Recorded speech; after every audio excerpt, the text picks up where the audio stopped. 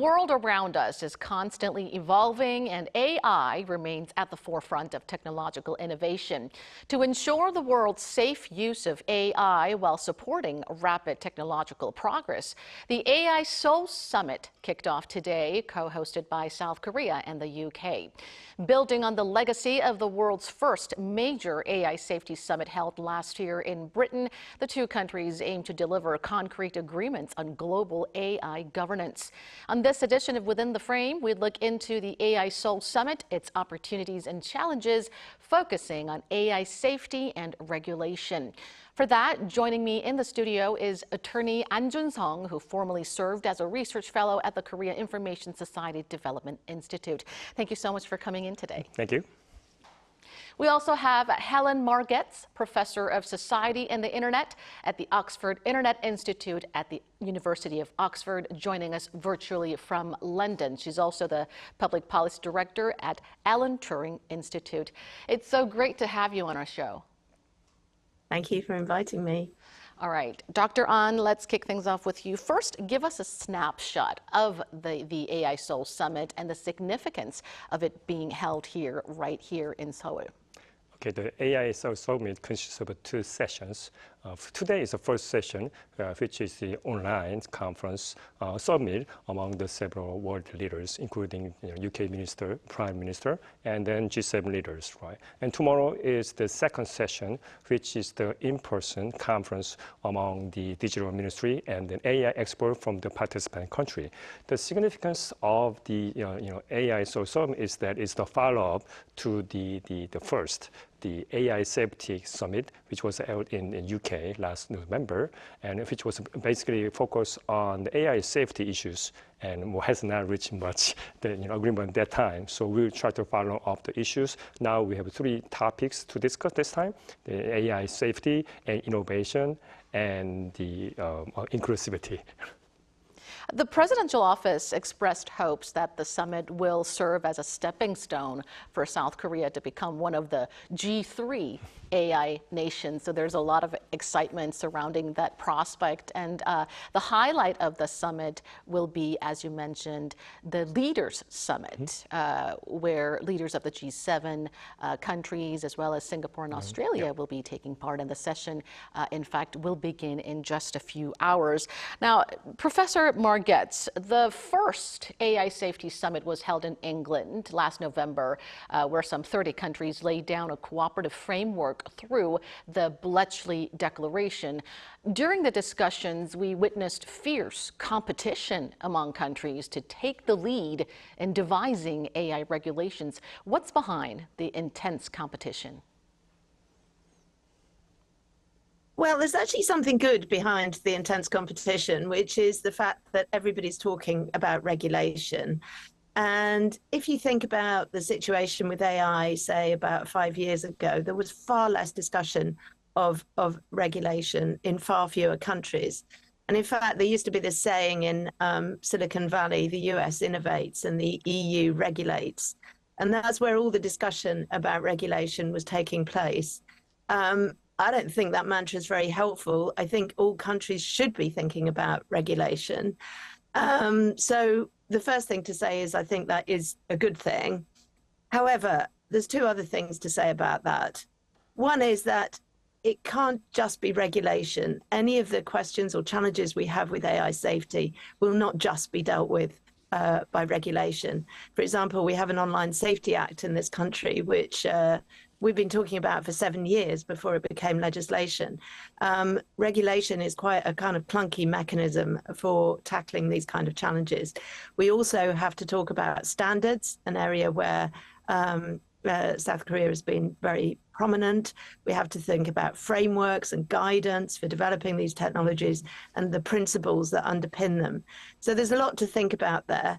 And the other point to make is that we can't just think about it on a national scale. It's good that individual countries are talking about it, but we have to talk about it at the global level. We won't solve any of these challenges by just talking about it nationally. I was at the Bletchley Summit on the first day, and I attended a round table explicitly focused on this point about global regulation and cooperation. And I was very encouraged by the kind of consensus there was about the kind of things that should be done. The only thing is to note there is that there is also competition on the global scale. I counted, I think, 8 international organizations that were interested to take a lead here in this area of global regulation. And that's something that we've got to resolve because competition does work against collaboration.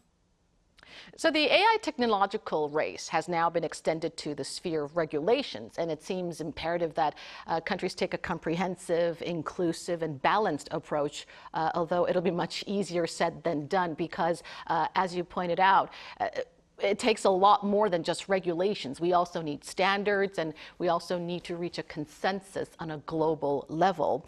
Now, Dr. An, the AI Safety Summit held in the UK, it marked the world's first major AI Safety Summit, so it has that significance. But as you briefly mentioned, the Bletchley Declaration failed to contain agreements on specific AI regulatory measures.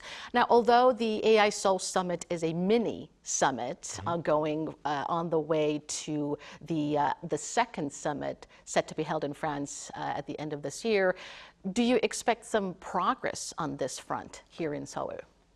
Well, I think that the problem is the AI, the regulation about the global scale is that the individual level, the countries has not decided what to do yet. I mean, for at least for European side, I mean, the EU has passed the EU AI Act, so I think there's kind of far front runner at this AI regulation, the platform. But however, that if you get the US have not passed any federal law regulating AI, they have an executive order, and then based on the how to use the, based on focus on the AI use in the government is not the private sector. So in Korea side, of course, that many countries, including Korea and many countries, has really still discussing, whether to regulate or what to regulate. And I think the point. I think point about the UK meeting and Seoul meeting is that the people get together, leaders get together, and try to discuss what to discuss. Because I think that because we don't even know what's kind of implication about the regulation, because the technology is changing so fast. Because if we talk about 5 years ago, we're not going to talk about AI, revolution, because now we have ChatGPT, using you see the development very quickly, and then regulation is very often is lag behind the technological development. So you need to look at the proactively how to regulate it, and then I think the private sector seems to accepting the regulation, but I think that they're inside. I think they want the guardrail, not the regulation. Basically, I think they're interested in guardrail. So there's a big difference among the interest group. The government have different thinking, and the private sector like Google and Microsoft, even OpenAI, have different thought, and then in the individual user like me have different idea about what to do. So I think that we should get together and start talking. I think that's the point. The starting point for that's the point, right? Meanwhile, Dr. Margetts, AI technology is progressing at a pace that governments struggle to keep up with. OpenAI unveiled its new model GPT-4o, while Google's DeepMind released updates to its chatbot Gemini. How do you see the current state of balance between AI innovation and regulation? Yes, well, it is rather unbalanced. Most of the innovations that are coming out at the moment relate to large language models, like the ones you mentioned. And large language models are a particular sort of field of AI where these blanket changes can be announced almost without warning and then released into the wild, if you like, into society. And this is the first AI we've had where citizens can be using it directly themselves, directly interacting with the AI rather than through a platform. And that has quite profound implications for society. In almost every field of endeavor, there are potential implications for the way we do education, for example, or healthcare. There's exciting possibilities in terms of innovations, and then there's kind of things to be concerned about. The whole question of assessment in education, for example, is really challenged by the idea of widely available models like GPT. So this is going to be something that governments are going to have to think about, civil society is going to have to think about, and researchers like myself are thinking about all the time, because the companies, and there aren't very many of these companies, large language models is a very concentrated field. So we've got a small number of companies who are having this massive societal impact with the products they develop. They don't think too much about those implications when they kind of when they produce the latest innovation. So that's really something that we're going to have to think about going forward, particularly in the public sector, because I think around in the UK it's around 25%, but I'm sure in Korea it's much higher.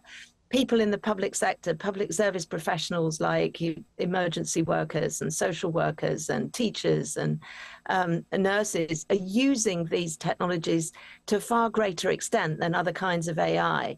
They're using it, they like it, they think it makes them more productive, they kind of trust what comes out of it, and they think they know how it works. That's what survey evidence is showing us. But also, they're receiving, only about a third of them feel like, the people who use it in the public sector feel like they're getting any kind of guidance in how to use it. And it feels like education and healthcare, that's going to be really important going forward, thinking about those standards and frameworks for how to use these technologies. And staying with you, Professor Margetts, President An Jun-seong and British Prime Minister Rishi Sunak issued a joint opinion article in which they presented three major principles of global AI governance, namely AI innovation, safety, and inclusivity. Tell us more about this and your thoughts on where discussions on AI governance should be headed. I'm really pleased to see this triad of words, because I think the worry is that when you just talk about safety, then there's a danger that you make people think about deep fakes and financial fraud and scams and all the kind of dangers of AI. And it can make people kind of wonder what's good about it. Why are we introducing all this technology? Because they don't hear enough about the benefits. So that's one thing to be pointed out. I think it's great to have these three particular words, because in the past we've tended to think of a bit of a trade-off between innovation and safety, like safe innovation is boring innovation. But I don't think that's true at all. I think safety can and the kind of regulation you need to achieve safety can actually create a really secure launch pad for innovation and helping to develop innovations that people can trust and feel okay using. So I think that's important. And also the word inclusivity is really important, because after all, I think the architects of these models have huge dreams for how they might tackle inequality on a sort of global scale. And there's no doubt that they do offer people exciting opportunities. Somebody who doesn't really speak the language so well of the country they live in, perhaps has real problems getting into the labor market, can use these innovations to, say, produce a CV, a curriculum vitae, just as good as the next person, or to reskill, to give themselves more labor mobility. There's all sorts of possibilities. But also remember that you can't run most of these models on a phone. Many people across the world only have a phone. They don't have the other devices that you need to run language models on. So they're not going to get the same benefits. And to tackle that question of inclusivity is also going to need innovation. It's going to need innovation to get these things running, consuming less resources, and it being possible to run them on less powerful devices. So these three words, they're good. They all go together, and they all kind of feed into each other. And I think thinking about all three of them is very helpful. So achieving inclusive, collaborative, and sustainable AI governance is crucial for many reasons, some of which include ensuring ethical development and use of AI, mitigating harms and risks on humanity, and preventing a regulatory race to the bottom as well. And for such reasons, Dr. An, South Korea has also been making continuous efforts to establish its own AI regulatory framework. In 2019, it announced a national strategy for AI, and last year it also unveiled the Digital Bill of Rights. But it still lacks the Basic Act for AI. What discussions are being made about this? Yeah, that's a very important question to the Korean legislation and Korean government at this time, because I think the main issue, there's two main issues. First one is the nature of AI. How can you define AI? Each country might end up with different definition of AI, and the technology also changing very fast. So I think that what to regulate is important. And then also there's the scope of regulation. For example, in European case, EU AI is regulate on the use, the application level. And then there's some people in Korea, they're saying we should regulate on the development side. But interestingly, even EU AI Act have a certain prohibited use, like a level 1 use AI system is prohibited from the development stage. So it's very important to government to decide how much. I guess that have agreed on direction. Well, not only direction, the degree of regulation is that you want to go development level or application level, and how we're going to use level. So you have to find out consensus on the stakeholders and when to, where to regulate it. And that's the very the tough question to government have to handle it, because that each stakeholder have different view on issues. And if the developers, do not want the regulation on development side. And also the user or the government sector, well, you want to get development side for security from the development side. That's kind of somehow conflicting each other. So you need to really kind of get consensus on in Korea, and how and the direction also, and then how much you want to regulate it. I think that's the one you have to discuss it. Yeah. So coming up, devising with a comprehensive Basic Act for AI to regulate artificial intelligence. Certainly, it won't be a walk in the park, as you mentioned. It's a very complex process. We need to consider so many things, including what to regulate, starting with what to regulate, and also on what level and on what scale, which is probably why related bills are still stuck in limbo at the National Assembly, right? Yeah, actually, maybe a quick comment. Why is important of the definition of AI? You think about it. What is the AI to you? If you look at you're using the electronic device you're using on a daily basis, most things already have AI function. So depends on how you define AI, the regulatory framework, and anything can be AI. Your cell phone, your electronic vehicle, everything can be AI. So that's the really big question to answer. Yeah. Right. AI has already permeated into our everyday lives. Now, Professor Margetts, the European Union has approved the world's first comprehensive set of AI regulatory ground rules, while the Council of Europe adopted the first binding international AI treaty. The U.S. has unveiled the AI Bill of Rights, outlining a set of principles for the responsible use of AI. Tell us more about the regulation framework set by the world's AI leaders. Sure. Well, the EU AI Act is no doubt it's a really sort of landmark piece of legislation because it has this centralized approach to regulating AI. I think one important point to note here is that AI is both a horizontal technology, in that it gets into everything. It has the possibility to get into every market, every sector of society. But it's also a vertical technology, so it has quite distinct implications in individual sectors. And it may be that sectoral regulations can be adapted to cope with AI, for example, in education or financial services or democratic regulation, for example. So you've got these horizontal and vertical things going on at the same time. The EU takes a horizontal approach where it thinks about regulating the AI itself and how it might be used kind of anywhere in any market. And there's no doubt you do need that. And for example, when it comes to generative AI and large language models, most countries have sort of separated that out as something that needs regulation sort of by itself at the center with this horizontal approach. But you do also need the vertical consideration. So the UK, for example, it looks like it doesn't have any new regulation for AI, and it doesn't. But it is taking this sectoral approach where it thinks about existing regulations in a sector like education or financial services or competitions and markets, and kind of thinks about how regulations might need adapting for AI. I think in the end, you need both approaches. You need that sort of centralized horizontal approach, and you also need to think about different sectors, different markets, different areas of society.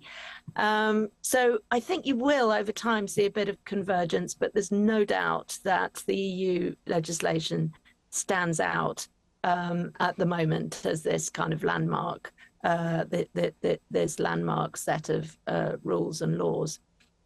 I would just add one other thing about the kind of sectoral approach, just to illustrate what I mean. I mean, if you think about democracy and you think about elections, half the world's population is voting this year in elections. That's a particular area where there are concerns about large language models and how they might be used to turbocharge online harms like abuse and intimidation, and also misinformation and so on. And that's an area that perhaps needs specific thinking about, but you might not be able to do that with this kind of centralized law. You might have to think about the individual organizations involved in electoral regulation, those organizations involved in the administration of elections and the regulation of political advertising and the use of people's personal information and so on. So there's a lot of kind of more vertical things to think about there. And I think it's a good illustration of how you do need both approaches in the end. All right, and before we let you go, Dr. An, what's called a Digital Society Initiative, jointly led by Korea and the OECD, will also kick off this week to discuss AI regulation as well as various digital technologies. Tell us a bit about this, as well as your prospects for Korea's ambition to lead global discussions on AI safety. Well, the Digital Society itself basically will try to provide the policy platform, international policy platform, to discuss the AI issues, right? So among the OECD members. So I think the problem here is that Korea is a leader of AI technology or AI regulation? That we have to ask yourself. And in terms of technology, well, you can have a semiconductor industry. Also, there's a software and hardware sector. But if you look at the software side, it's really quite behind the other, the American U.S. companies, right? And so I guess that if you want to be the leading any, global, policy forum, any platform, you have to get something advanced than others. Means that if you have, I think we need to get past the law first.